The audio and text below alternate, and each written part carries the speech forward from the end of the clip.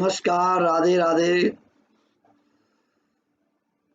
पुरुषोत्तम महात्म्य। आज त्रयोदशवां अध्याय, 13वां अध्याय। मंगलम भगवान विष्णु मंगलम गरुड़ध्वजा मंगलम पुंडरीकाक्ष मंगलाय तनो हरि। सर्वमांगल्य मांगल्ये शिवे सर्वार्थ साधके शरणे त्र्यंबके गौरी नारायणी नमोस्तुते। शरणागत परित्राण परायणे सर्वस्यार्थ हरे देवी नारायणी नमोस्तुते। या श्री स्वयं सुकृतिनां भवनेषु लक्ष्मी पापात्मनां कृतदयामृतेषु बुद्धि सरदा सतां कुलजना प्रभवत्सलज्ज तं त्वं नताशु परपालय देवि विश्वं। देवी प्रपन्नार्ति हरे प्रसिद्ध प्रसिद्ध माता जगतोऽखिलस्य प्रसिद्ध विश्वेश्वरि पाहि विश्वं त्वमेश्वरी देवी चराचरस्य। शरणागत परित्राण परायणे सर्वस्यार्थ हरे देवी नारायणे नमोस्तुते। ज्ञानामपि चेतांसि देवी भगवती सा बलाद कृष्णमोहाय महामाया प्रयच्छति। सर्वादा विनिर्मुक्तो धनधान्य सुतान्वितौ मनुष्योन्नतप्रसादेन भविष्यति न संशयो। गुरुर्ब्रह्मा गुरुर्विष्णु गुरुर्देवो महेश्वर गुरु साक्षात् परं ब्रह्म तस्मै श्री गुरुभ्यो नमः। अखंडं मंगलाकारं व्याप्तं येन चराचरो तत्पदं दर्शितं येन तस्मै श्री गुरुभ्यो नमः। बोले सदगुरु महाराज की जय। कृष्ण बलदेव की जय। सत्य सनातन धर्म की जय। आज के आनंद की जय। पुरुषोत्तम महात्म्य की जय। पुरुषोत्तम मास की जय। आज बुधवार 30 सितंबर 14 है। आज चतुर्दशी तिथि और पूर्वा भाद्रपद नक्षत्र है और दंड नाम योग है। यह दिन आज हम पुरुषोत्तम मास का 13वां अध्याय प्रारंभ करेंगे। और ऋषि कहने लगे कि हे सूजी, राजा दृढ़धनुवा को पुरुषोत्तम के सेवन से राजपुत्र पौत्र पतिव्रता स्त्री कैसे मिली और योगियों की अति दुर्लभ भगवान का लोक कैसे प्राप्त हुआ, इसलिए आप विस्तार से इस इतिहास को कहिए। जब भगवान ने पांडवों को कहा कि सूर्यवंशी दृढ़धनुवा को पुरुषोत्तम मास के पालन से राज्य पुत्र पौत्र की प्राप्ति हुई, तो ऋषियों ने कहा कि इसको हमें विस्तार पूर्वक से सुनाइए, इसलिए आप विस्तार पूर्वक से कहिए। सूजी कहने लगे, हे ऋषियों, आकाश गंगा की तरह पवित्र करने वाली सुंदर पुरानी दृढ़धनुवा की कथा मैं तुमसे कहता हूँ। या देश का चित्रधनुवा नाम से विख्यात राजा हुआ। उसका पुत्र महातेजस्वी सब गुणों से युक्त सत्य बोलने वाला धार्मिक दृढ़धनुवा नाम से विख्यात हुआ।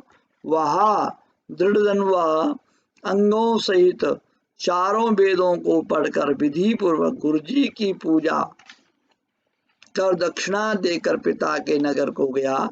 अपने नगर के रहने वालों को नेत्रों का आनंद उत्पन्न करते हुए उसने अपने पिता चित्रधनुवा को प्रसन्न किया।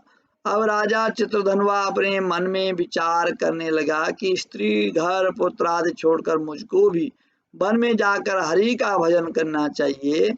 ऐसा मन में विचार कर समर्थ राजा दृढ़धनुवा को सब राज पाठ सौंप कर विरक्त होकर के पुलह ऋषि के आश्रम को चला गया। वहां जाकर तप करने लगा। कितने ही काल तक तप करके चित्रधनुवा हरि के धाम को चला गया। चित्रधनुवा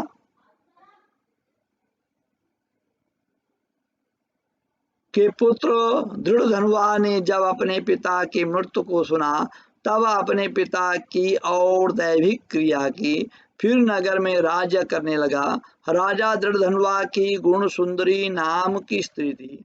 उसके 4 पुत्र हुए और चारुमती नाम की एक कन्या पैदा हुई। उसके पुत्र चित्रवाह, मणिमान और चित्रकुंडल नागों से विख्यात हुए। श्री नारायण कहने लगे कि एक समय सोते हुए उस राजा के मन में यह विचार उत्पन्न हुआ कि मेरा यह सब वैभव किस पुण्य के प्रभाव से हुआ। न मैंने कोई तप किया, न दान दिया, न हवन किया, न तप किया, अपने इस भाग्य का कारण किससे पूछूं। इस विचार से राजा की सारी रात्रि व्यतीत हो गई। प्रातः ब्रह्म मुहूर्त में उठकर तथा विधि स्नान करके खड़ा होकर उदय होते हुए सूर्य को अर्घ्य देकर ब्राह्मणों को दान आदि देकर नमस्कार करके राजा घोड़े पर चढ़कर तत्काल शिकार के लिए वन में निकल पड़ा। राजा दृढ़धनुवा के बाण से घायल होकर एक मृग दूसरे वन में भागा। घायल मृग के शरीर से गिरते हुए रुद्र के निशाने पर राजा दृढ़धनुवा भी उसके पीछे पीछे गया।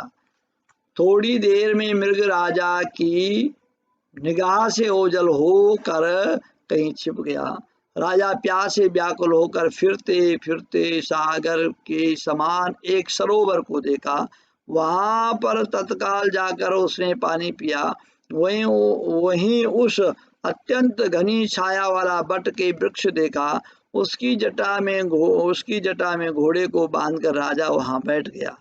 वहां पर वाणी बोलता हुआ तोता आया। राजा को अकेले बैठा हुआ देखकर वह शुक हुआ। तोता बार बार एक ही श्लोक बोलता रहा, तू पृथ्वी में अत्यंत सुख को देखकर सार वस्तु को नहीं जानता तो कैसे पार पहुंचेगा।